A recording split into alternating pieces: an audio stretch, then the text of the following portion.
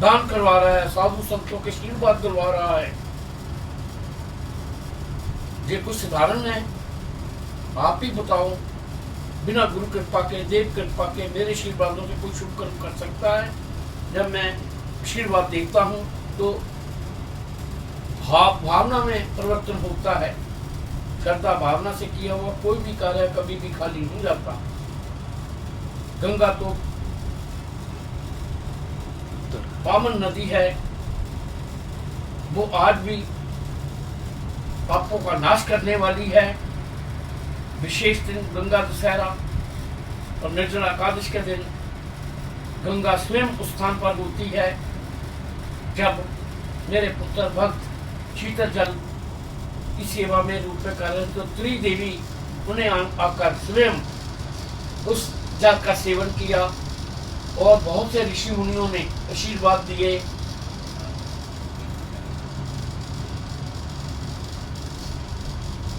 हे पुत्र भक्तों, ऐसा मानो जैसे वैकुंठ लोक के सुखों की प्राप्ति हो रही हो।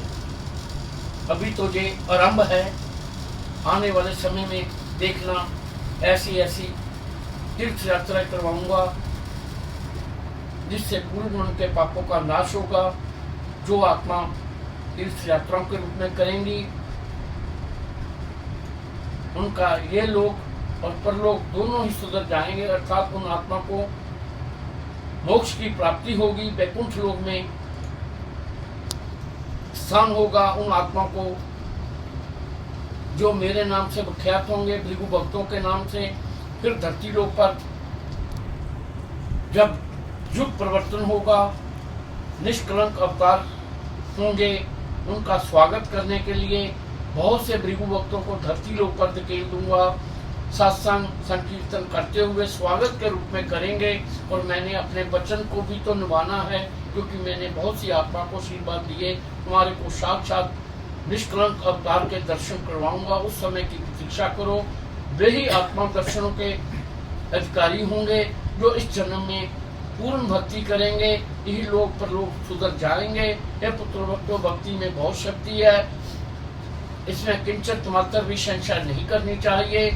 सभी भक्तों की हुई तीर्थ यात्रा पूर्ण रूप से सफल है। मंगलम च दिनों दिन, दिन प्रतिदिन मंगल ही मंगल होते जाएं।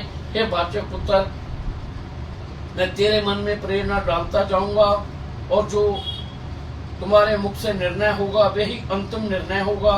उसमें किसी भी और भक्तों का हस्तक्षेप नहीं होना चाहिए, क्योंकि कलयुग अपना प्रभाव बनाता है और भक्तों के मन में ऐसी प्रेरणा डाल देता है जिससे विघ्न बाधाएं उत्पन्न हो। इसलिए जो आत्मा मेरे भक्त होंगे लेकिन उस समय विघ्न बाधाएं डालेंगे, ऐसा समझो वे कलयुग की आत्मा है। हे पुत्र भक्तों, देखा जाए मेरी पूंजी तो मेरे भगत ही हैं। हम देवात्मा धन के भूखे नहीं है, भूखे वश हैं। केवल श्रद्धा भावना से किया हुआ कोई भी कार्य कभी भी खाली नहीं जाता।